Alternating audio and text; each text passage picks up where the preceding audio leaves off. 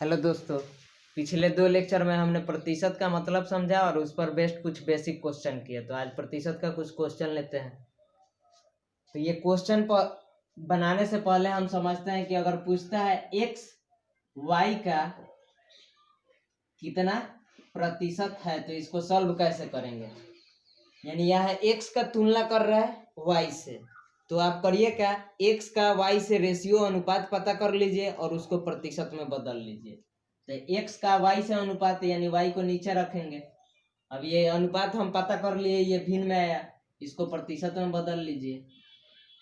तो यही इसका सॉल्यूशन हुआ। तो ये कहीं कहीं यूज होगा, तो उसके लिए हमने ये समझा। तो चलिए ये फर्स्ट क्वेश्चन देखते हैं। फर्स्ट क्वेश्चन बोलता है कि a का 80% बराबर है b के 50% के, और b बराबर a का x%। तो x का मान पूछ रहा है आपसे।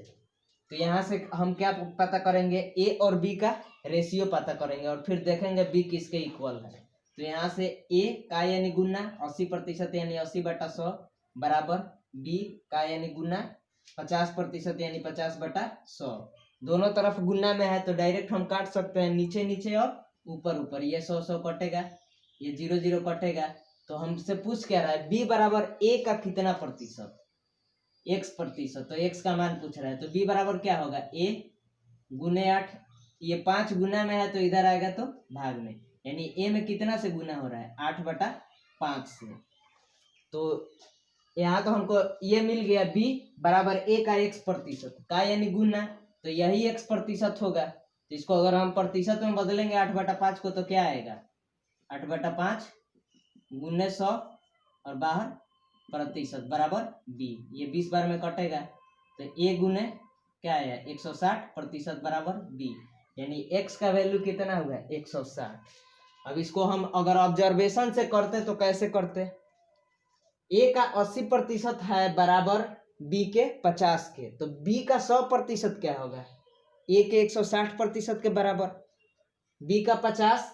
तो यहाँ से हम b का 100 पता कर रहे हैं, क्योंकि कोई भी खुद का पूरा कितना होता है, 100%। तो यहाँ b दिया है ना, यानी क्या है, b का 100% है, तो 50% है a के 80% के बराबर। तो b का 100% यानी b कितना हुआ, इसके 160% के बराबर, यानी a का 160%। तो x का वैल्यू कितना हो जाएगा, 160। तो इस तरह हम अगर ऑब्जर्व करते हैं, तो ऑब्जर्व करके कुछ क्वेश्चन को बनाने की कोशिश करते हैं तो उसका सॉल्यूशन बहुत जल्दी हो जाएगा और ओरली भी हो जाएगा। चलिए अब यहाँ पूछता है x y का 80% है, तो y x का कितना प्रतिशत है।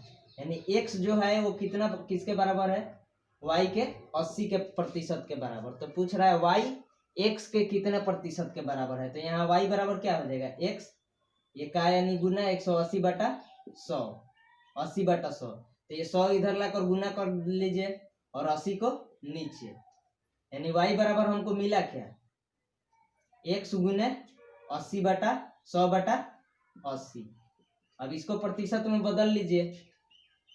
तो इसको प्रतिशत में बदलेंगे तो क्या होगा, गुने 100 बाहर प्रतिशत, 0 कटेगा, 4 से ये 2 बार में, 4 से ये 25 बार में, 2 से 10 5 बार में, यानी x का 125% बराबर होगा y, यानी y x के 125% के बराबर है।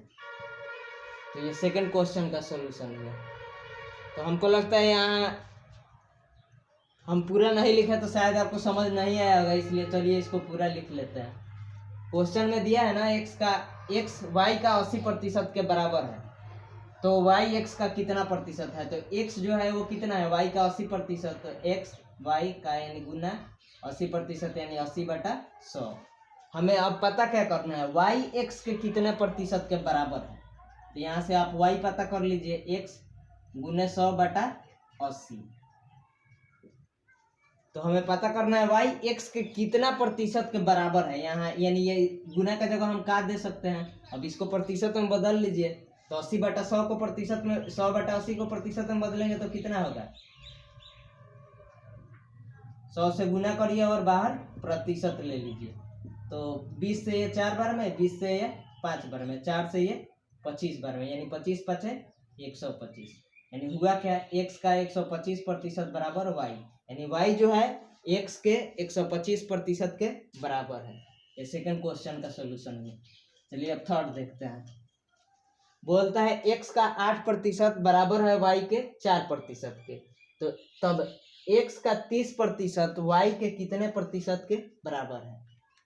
x का 8 y के 4 के बराबर है, यानी हो क्या रहा है, इसका ये आधा हो जा रहा है, तो x का 30 पूछ रहा है ना, तो x का 30 तो इसका आधा ये हो रहा है ना, तो x का 30 कितना होगा, y के 15% के बराबर। तो इसका आंसर डायरेक्ट हम ऑब्जर्वेशन से दे सकते हैं 15%। चलिए अब यहाँ क्या पूछता है, p का p% 36 है, तो p क्या है, तो p का यानी गुना p प्रतिशत होता है, तो नीचे 100 बराबर 36, यानी p स्क्वायर बराबर क्या मिला हमको, p गुने p क्या होगा, p स्क्वायर बराबर 36 गुने 100। अब p बराबर क्या हो जाएगा, √36 गुने 100, तो यहाँ से 36 के लिए 6 बाहर आएगा और 100 के लिए 10, यानी आएगा क्या 60। p का वैल्यू क्या होगा 60। अब इसके लिए ट्रिक क्या हो जाएगा, ट्रिक हो जाएगा इस तरह का, अगर क्वेश्चन है तो हो जाएगा p बराबर हो जाएगा √ जो मान दिया है गुने 10, तो √ मान क्या दिया है 36 गुने 10, तो 36 का रूट 6 गुने 10 यानी 60। ये ट्रिक हुआ। तो ट्रिक की जरूरत क्या है, वो तो ऐसे ही बन जाएगा।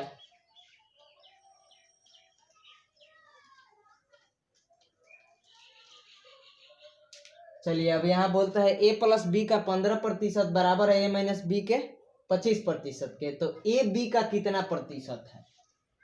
तो जब भी इस तरह का आए तो हम क्या करेंगे, पहले एक बराबर देखेंगे दूसरे में कितना से गुना करके आ रहा है, फिर उस बाटा में जिससे गुना हो रहा है उसको प्रतिशत में बदल लेंगे, शुरू में ही बताए हैं।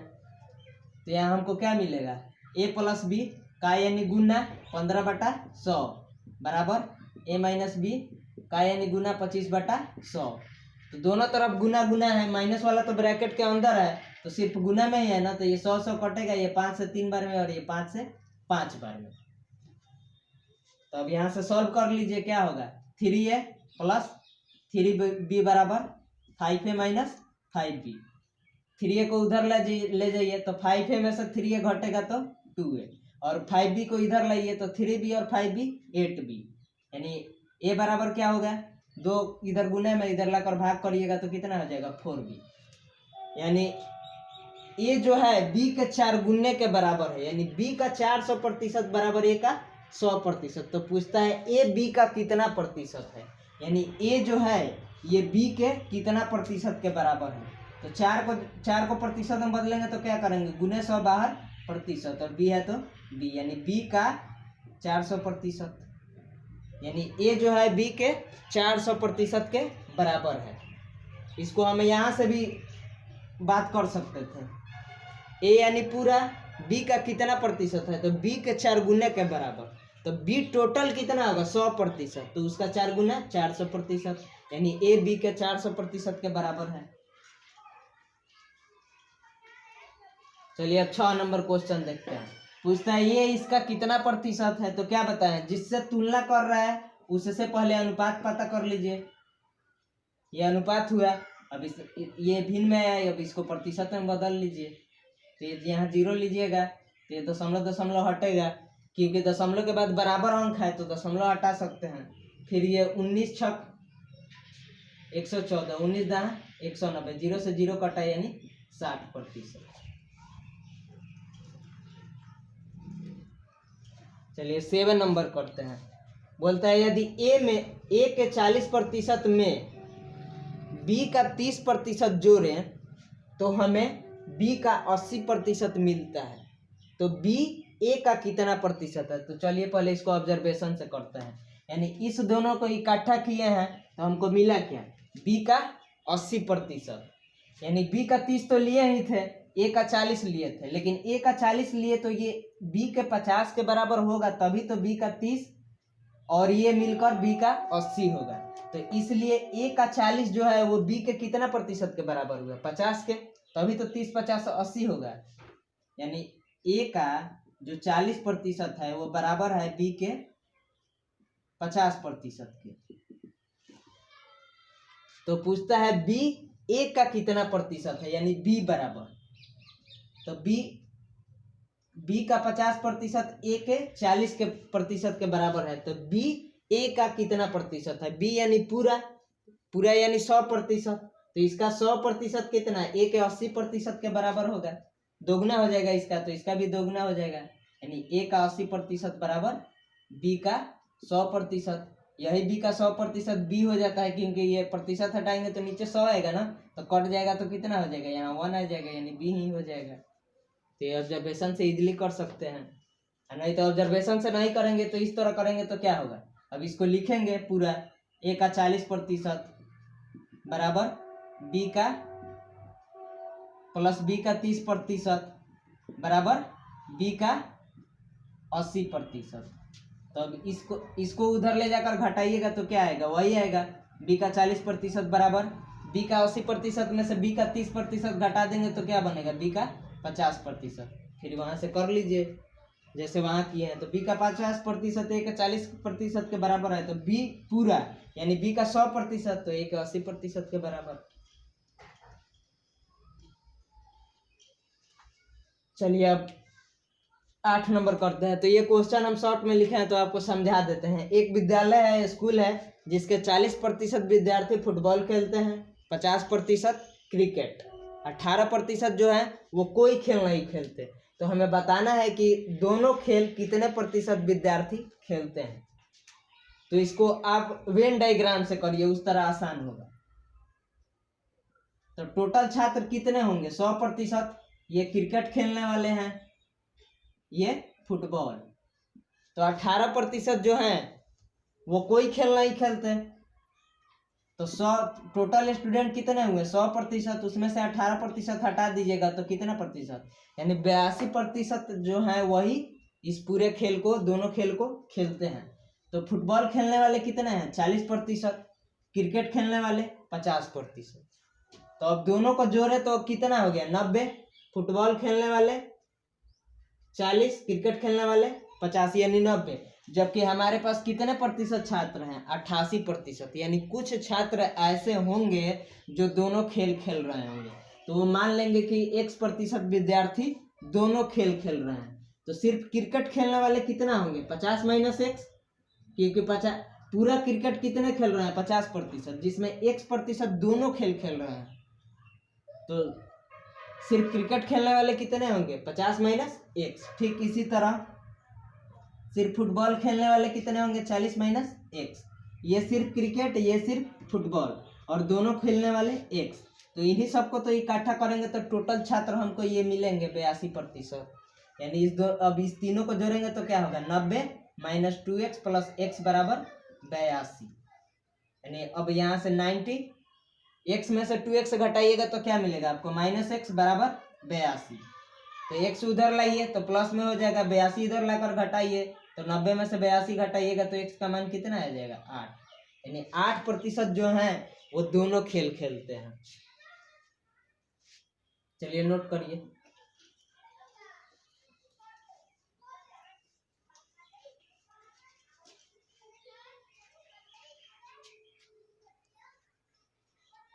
चलिए अब 9 नंबर क्वेश्चन देखते हैं। एक छात्र जो है उसे एक संख्या में 3/5 से गुना करने की को कहा गया, लेकिन वो 3/5 की जगह 5/3 से गुना कर दिया। तो बताना है कि उत्तर में प्रतिशत वृद्धि क्या हुआ। तो यहाँ मान लेंगे कि संख्या 1 है, तो वास्तविक गुणनफल क्या आता है? 1 × 3/5, यानी आता क्या? 3/5। लेकिन भूल से वो 3/5 की जगह क्या ले लिया? 5/3। तो अब गुणनफल क्या आएगा? 5/3। तो वृद्धि कितना आया? 5/3 - 3/5। एलसीएम क्या हो जाएगा? 15। 3 से 5 बार में ये 25, 5 से 3 बार में तो 3 - 9, यानी 16/15। तो ये वृद्धि हुआ। प्रतिशत वृद्धि क्या होगा? वृद्धि गुने 100 बटा प्रारंभिक जो गुणनफल है। प्रारंभिक गुणनफल क्या है? 3/5। तो 16/15 गुने 100, 3 नीचे है तो नीचे ही रहेगा। नीचे का नीचे वाला कहाँ जाता है? ऊपर। तो ये 5 ऊपर चला जाएगा। तो अब इसको काटेंगे तो ये 3 बार में कटेगा, तो 1600/9% वृद्धि आया। ये बाहर प्रतिशत लेंगे तो 1600/9 प्रतिशत है। तो इसको अगर हम भिन्न में बदलते हैं तो क्या होगा, मिश्र भिन्न में, ये 1 9 177.7/9 इतना वृद्धि हुआ। तो अब अगले लेक्चर में कुछ और क्वेश्चन लेंगे। धन्यवाद।